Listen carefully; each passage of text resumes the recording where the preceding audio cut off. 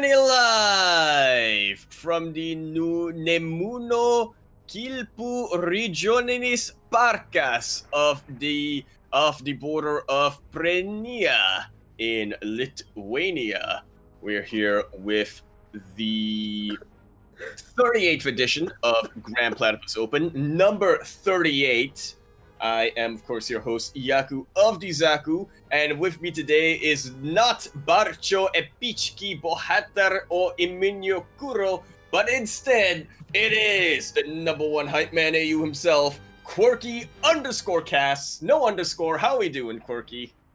I'm doing good, just came off of a a long league cast, so, trying to save my voice. Yeah, well, and what better way to sort of wean out a League of Legends cast than with a StarCraft cast? Yeah, exactly. That's just good on that's just good in your throat. Yeah. Yeah. Sort of soothing. It's not as high intensity. Yeah, you can sort of just a little bit relax. of. Yeah, exactly. A little bit of that relaxation that you're going to be able to do. A little more chill moments, both in and out of the game, where you can really say you can get into that ASMR kind of kind of scenario. Yeah, we are just going to be winning on our players a little bit here. Shout out to me, Micah.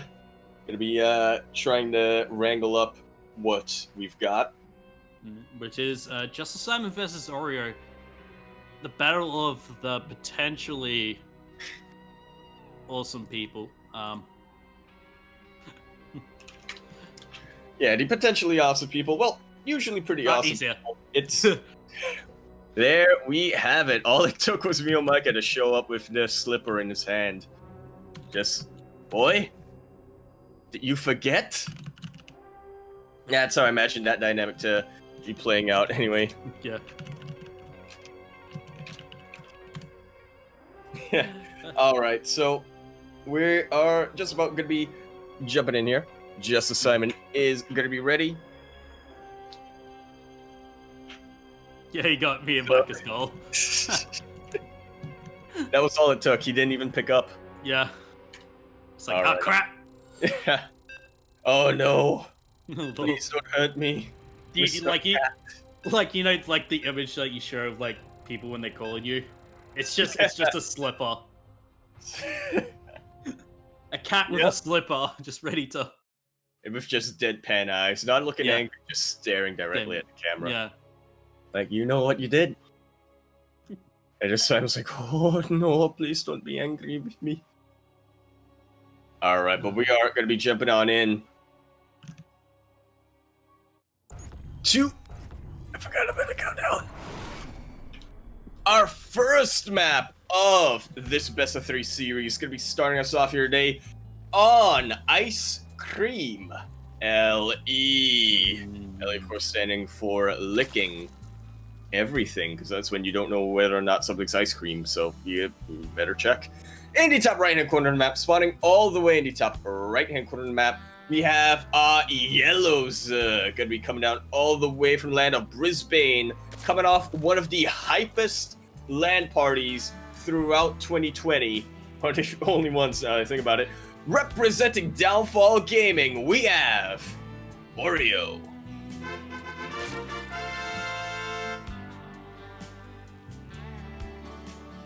And spawning here at the bottom left, the Red Protoss, representing Archangel Gaming Academy, all the way from Vietnam. Scared of me and Micah giving him a phone call.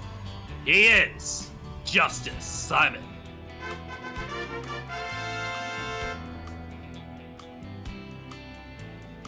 Yeah, he's really gonna have to show him what he's got, doesn't he?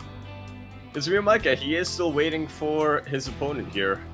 Get a bye in that first round, so JusticeSimon, he's gonna have to show that he does not have to be phoned twice.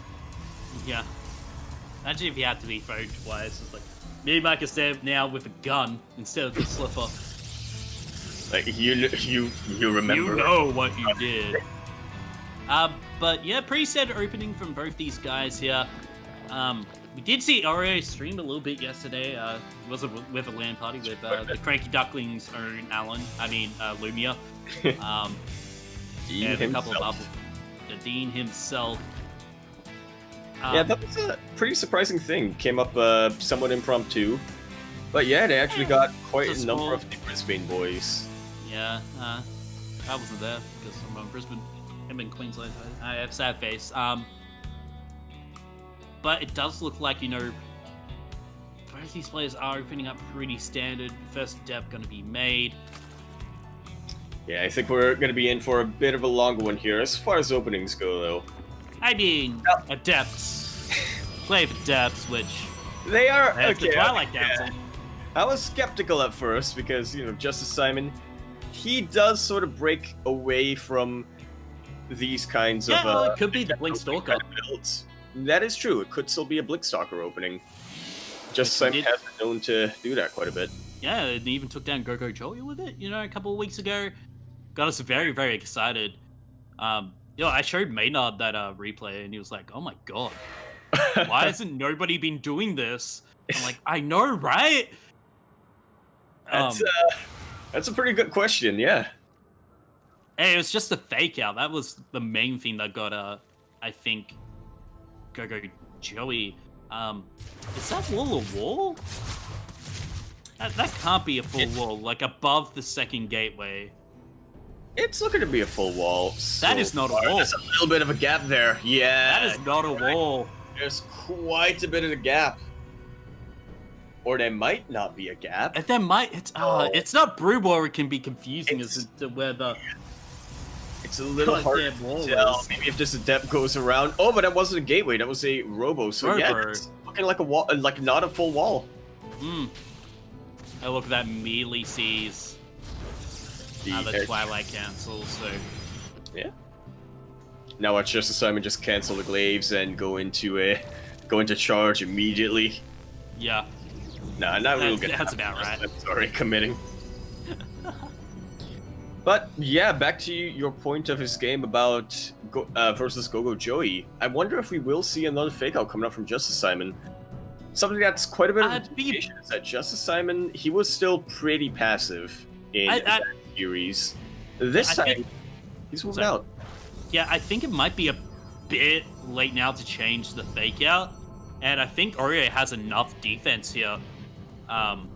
So yeah, that's a lot of queens, a lot of lings, roaches gonna be popping out. Yeah, so I don't think this should do too much damage if Oreo can split his army up right. It's gonna do even less damage when he goes into the Ooh, nice surround. Beautiful surround. Not even shading! What? Okay, there we go. I'm like, why isn't he shading? Yeah. Oh, nice. It's so low, Quirky. I know. So low. It may as well be alone right now because it is so low.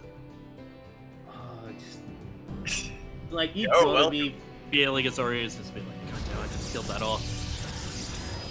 Yeah, but now we're going into a more standard game. A lot of adepts, the Immortals getting pumped out now. Blink on the way here as well for JusticeSimon. So, yeah, I really like how JusticeSimon decided to play this out. He still went for a bit of a committed glaved opening, but once he saw Oreos, he's got the defenses out. Time for me to switch into my timing attack, or start building up my timing attack rather. That said, if Oreo goes on a counterattack right now, I do not see JusticeSimon holding it. Oh yeah, no, that is a lot of roaches. Nope. Is it getting roach speed yet? Yeah, it only has the link speed. So these are slow roaches. He is also getting the Ravages. Has he got? Okay, he has got two. He's got 2 sentries. Yeah, 2 sentries here. So yeah, I was just looking. Is he actually doing double Immortal production as well? Yeah, he is at the moment. But you know what they always say, double Immortal production doesn't mean too much if you're going to be losing them. So we're going to have to see what he can get done with this Warp Prism Micro. Very nice pickoff here for Oreo. Using the battery overcharge, but it's a little bit too late. Good biles on top of the batteries. And this is looking like the beginning of the end here. Yeah, A sucks for JusticeSimon here, but yeah, fortunately not getting the Claves timing off, and he will go down. Yeah, I think he had a pretty good contingency plan there of just immediately I'm gonna get my batteries and my mortals out, or mostly the immortals there for JusticeSimon. Gonna have to keep building that up and trying to get a defense and an eventual counterattack. But Oreo, he sniffed blood in the water. He immediately knew what was coming out for him. He was like, "Oh, excuse me," and was just like, "Yeah, I'll take that, thank you." He really wanted to get. He really wanted to take out that warp prism, didn't he? That's what it was in the end. Oh yeah. No, it was always the warp prism, man. We're going to submarine. Ooh. Oh. Now I got a fun fact for you, Quirky. Yeah. In the Singapore Online that I was playing in earlier, that was my first veto every time. Submarine. Every time. Yep. It is a very short and aggressive map, so you can't expect it to not get vetoed or get vetoed quite often. So yeah, it depends on what what both these players want to go after for this particular map. I'm thinking JusticeSimon probably has something planned out.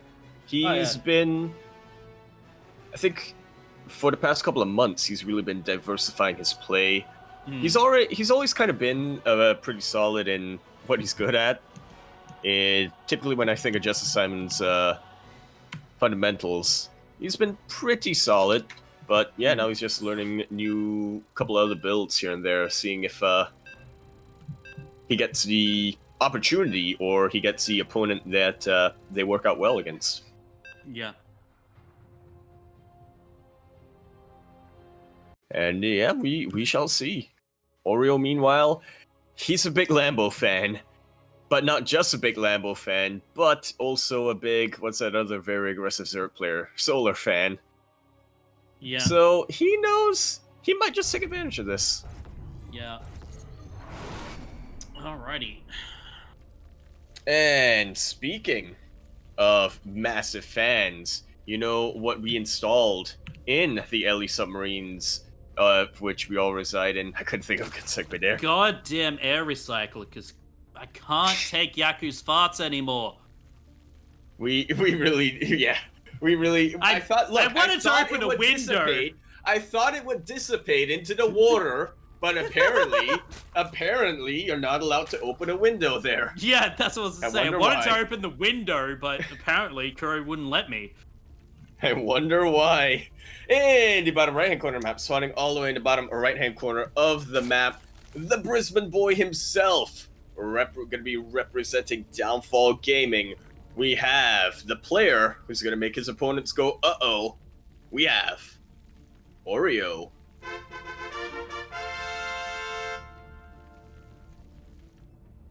And spawning here in the top left, the Red Protoss, currently down one map in this best of 3 series. Can he bring it back? Give it up for Archangel Academy's JusticeSimon.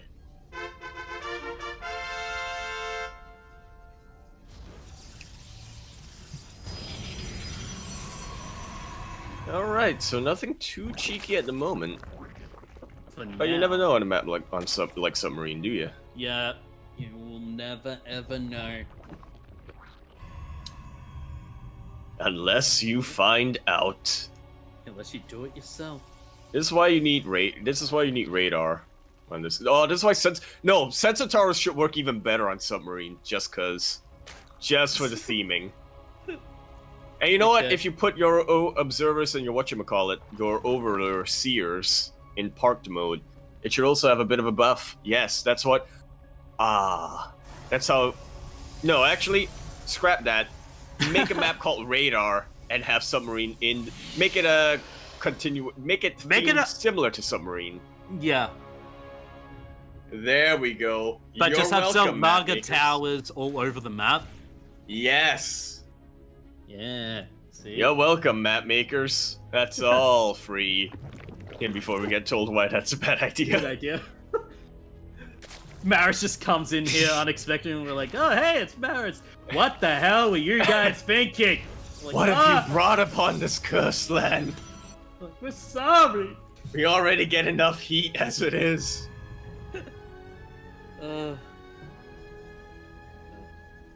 But seriously though, shout out to Mac makers.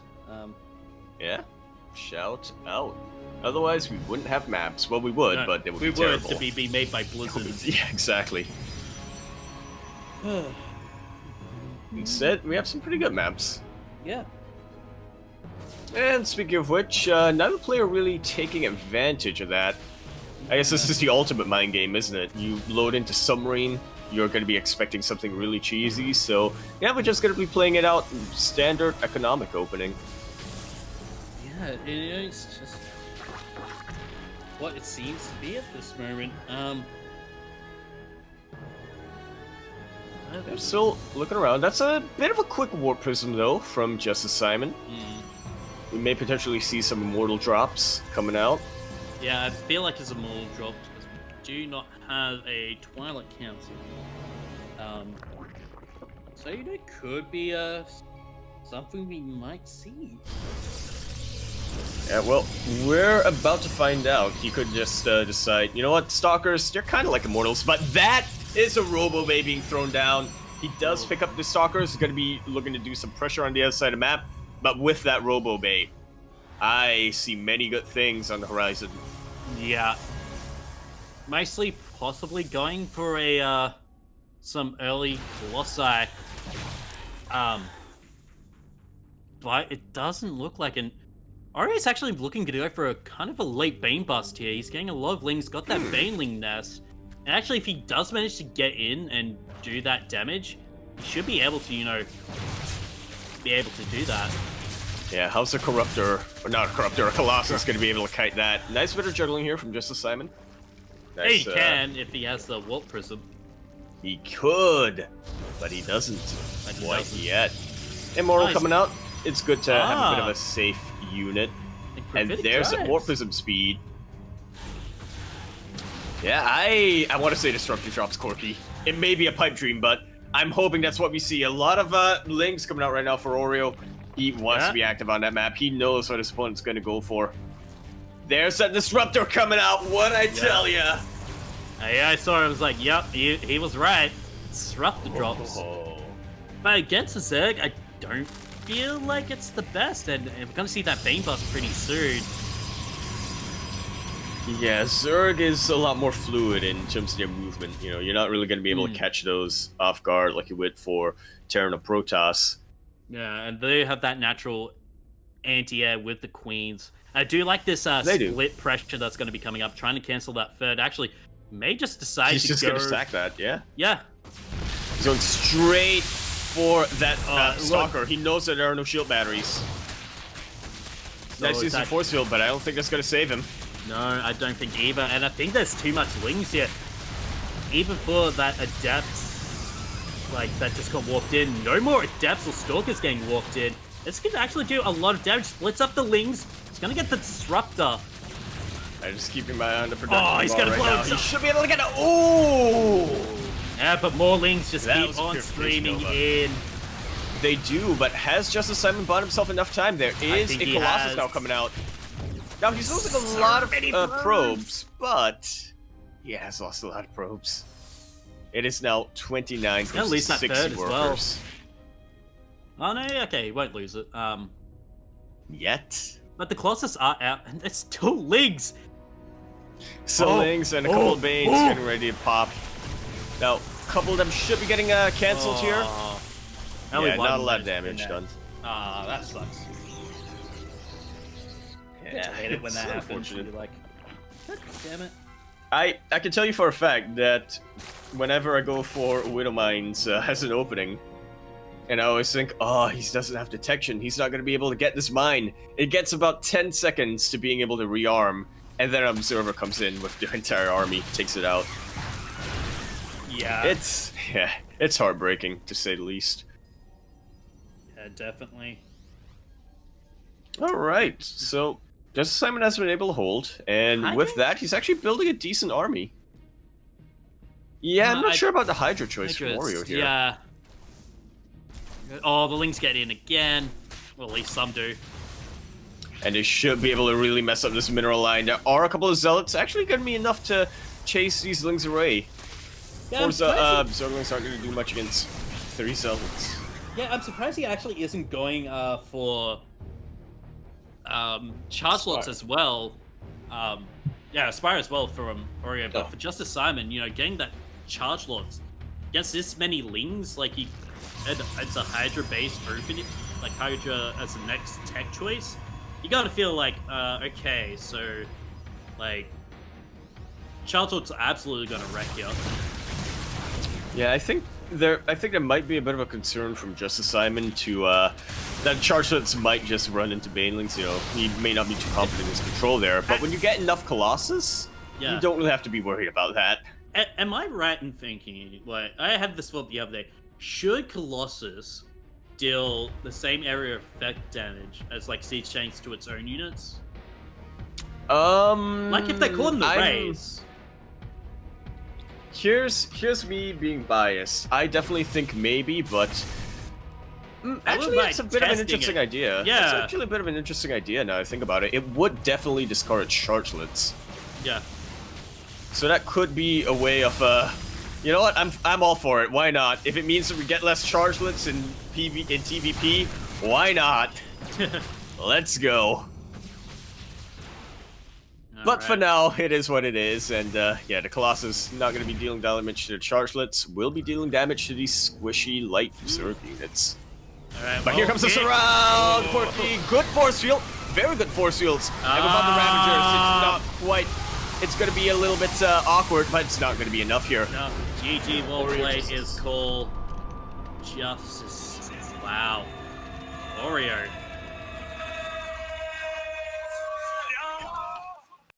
Love that flank at the end. Absolutely love it. And just like... so yeah, I was about to say, unfortunately, like, the force fields weren't enough. Like, Banelings could still get in and just absolutely wreck that army.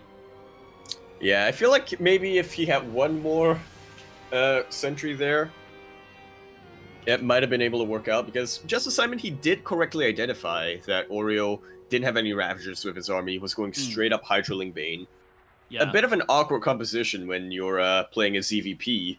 But unfortunately, Oreo, he just produced a heck of a lot of them, and came in with a fantastic surround towards the end there. Oh, I'm going to watch that again and again. I'm just going to chef kiss every time. Yeah, it was a pretty impressive, really good flank there. But unfortunately for JusticeSimon, we'll go to the lower brackets. So, you know, not the end of him, but he can you know, come back through our lower bracket and hopefully try again.